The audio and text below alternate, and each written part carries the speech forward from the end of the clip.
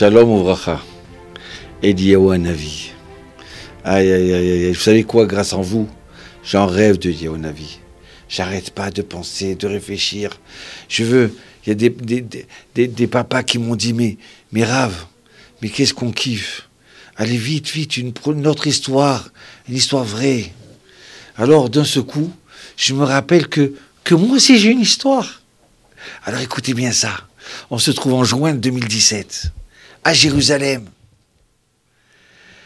Et on a reçu un terrain pour construire un grand centre. On n'a plus de place, où on étudie, où on a l'école, où on fait nos activités de recettes, de bondés pour aider les pauvres. On explose, on n'a plus de place. Alors des fois, je suis obligé de demander aux gens de sortir. Excusez-moi, j'ai plus de place.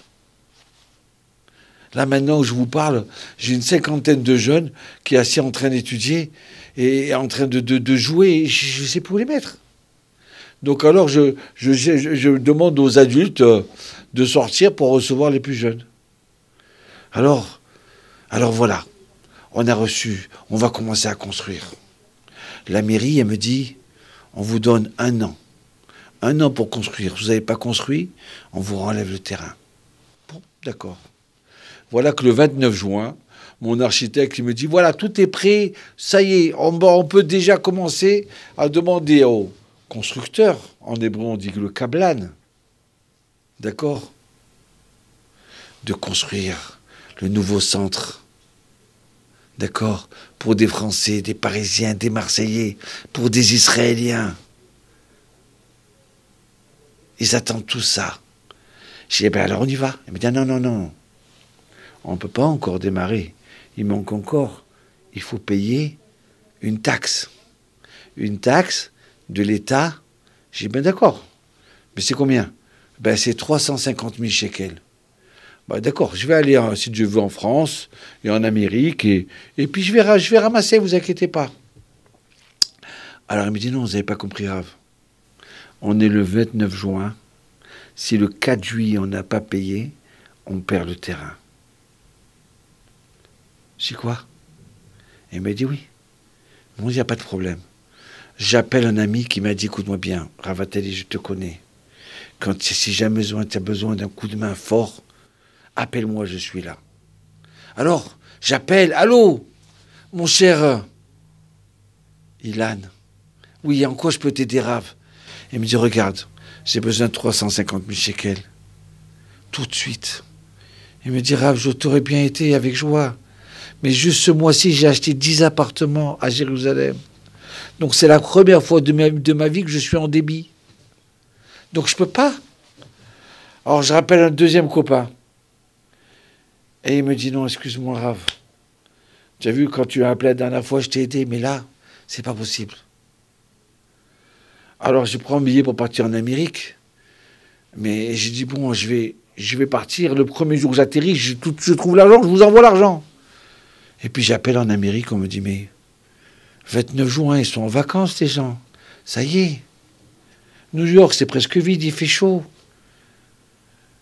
Alors l'architecte, il me dit, mais alors tout mon travail pour rien? Et là, je baisse la tête. Et je suis désespéré. C'est pas de moi, mais là, c'est trop dur. Et je marche, je vais à l'école. Je vais à l'école et c'était un vendredi matin. Et je ne suis pas souriant. Et il y a un prof qui me dit, Rav Attali, qu'est-ce qui se passe? Je dis, non, non, rien, rien. Il me dit, vous savez, tout le temps, vous nous dites la force des enfants, la force de la prière des enfants. Alors venez, on va prier. Alors j'écoutais, il me faut dans les 4 jours 350 000 shekels.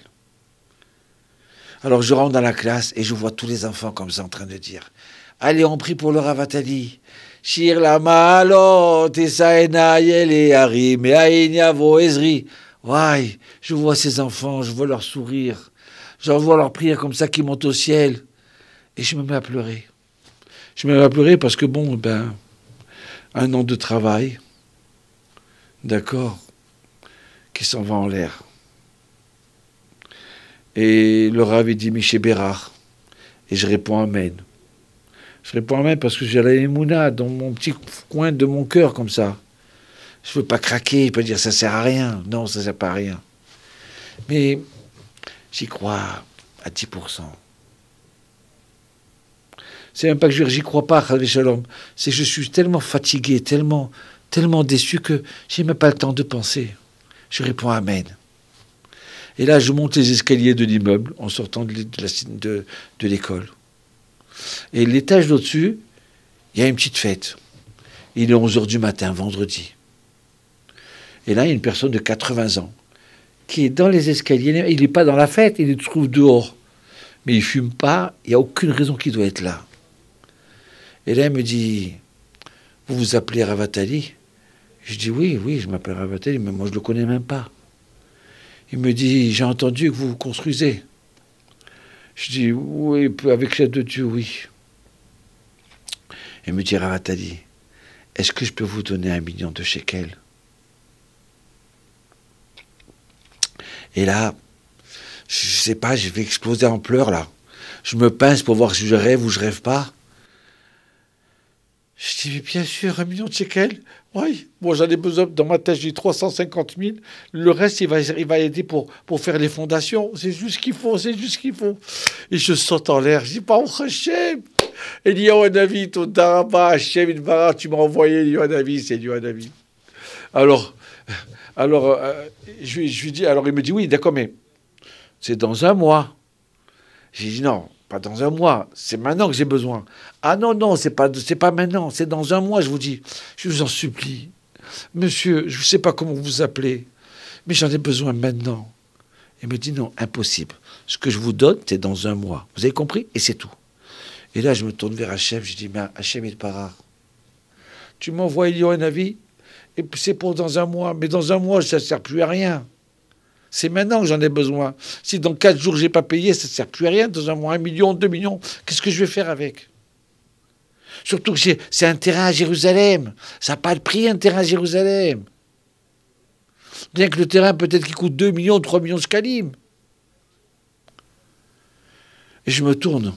Je dis, monsieur, je ne sais pas, vous êtes Eliyahu Hanavi, je ne sais pas. Mais comprenez, votre million, il ne me sert à rien dans 1 mois. Si j'ai pas 350 000 shekels maintenant, ça sert à rien. Et là, il me dit, et les enfants, ils sont en bas de l'école en train de voir la scène, avec le rav, le professeur. Il me dit, 350 000 shekels? Ah, mais il n'y a pas de problème, ça, je les donne tout de suite. Ah là là, mais le reste, c'est dans 1 mois, je ne pourrai pas après. J'ai dit, tout de suite, bien sûr. Viens à la maison, je te fais le chèque dans 1 heure. Tu sais quoi, je saute en l'air, j'ai une laisse. Eliyahu Hanavi, Hachem, Todaraba, Hachem. Et puis je veux l'embrasser, ce monsieur-là. Mais comment vous vous appelez? Comment vous vous appelez? Il m'a dit, moi, je m'appelle Yehuda Raz. Yehuda Raz. Je ne sais pas, peut-être vous êtes Eliyahu Hanavi. Je sais comment vous êtes arrivé au moment où c'était la fin pour moi. Pour moi, pour les enfants, pour toute la communauté, pour Jérusalem. Vous comprenez? Et vous êtes arrivé d'une façon miraculeuse. Mais Mechila, mais je veux vous embrasser, au moins la main. Mais non, il n'y a pas besoin. Et d'un seul coup, j'entends les enfants qui disent, Nes, miracle, je vous dis sincèrement, c'est le miracle de Hanouka, c'est le miracle. Voilà, Bechazde Hachem. Et c'est comme ça qu'on a commencé à construire le centre, avec 350 000 shekels. Alors je lance les fondations. Je dis au Kablan, aux constructeurs, vous inquiétez pas. 700 000 shekels, c'est rien du tout. J'ai 650 000 qui arrivent dans 3 semaines. 1 mois, un maximum 1 mois. D'accord. Il fait les fondations. Il commence à construire. Et là, au bout d'un mois, moi, je suis en Amérique. J'envoie mon fils aller chercher le reste, les 650 000. Et puis d'un seul coup, ce monsieur-là, il me dit, mais 650 000 à vous donner? Mais non, je ne veux pas de vous donner. Et puis je ne sais pas pourquoi j'ai donné 350 000. Je ne sais pas. Et si vous pouvez me les rendre, rendez-moi-les. Ah non, monsieur, mais mon papa, il a déjà payé avec, il n'a pas. Mais en plus, il doit payer les fondations. Il compte sur vous 650 000. Ah non, non, je vous dis sincèrement, je ne sais pas ce qui m'est arrivé ce jour-là. Je ne donne pas. Il n'est pas question. Alors à ce moment-là, mon fils, il me dit, regarde, je t'en supplie, va faire un prêt à la banque. Il faut payer maintenant pour les fondations, au moins commencer à payer. Alors à ce moment-là, je fais un prêt moi de 50 000 shekels, 12 000 euros. Mon fils, il a fait 12 000 euros. Ma fille, elle a fait 12 000 euros. Et puis, on a démarré comme ça. Et Hachem, doucement, doucement, il nous a fait avancer. Maintenant, on est déjà au 3e étage. Ah, et merci, Eliawanavi. Écoutez bien. On n'a pas le droit de désespérer. C'est vrai qu'on arrive très souvent devant un mur. On ne comprend pas qu'est-ce qui se passe. La santé, la parnassa. Mais la prière, on est Bnei Israël, on est des Juifs, nous. Il faut prier de tout son corps, de tout son cœur. Et la prière des enfants. Bémet, la prière des enfants. Si vous voulez, contactez-moi. Mais demandez aux enfants de prier, vos enfants. Ça monte au ciel. Eliyahu, Eliyahu Hanavi, Eliyahu Atishbi, Eliyahu Akidati. Merci mon Dieu, on n'est jamais seul.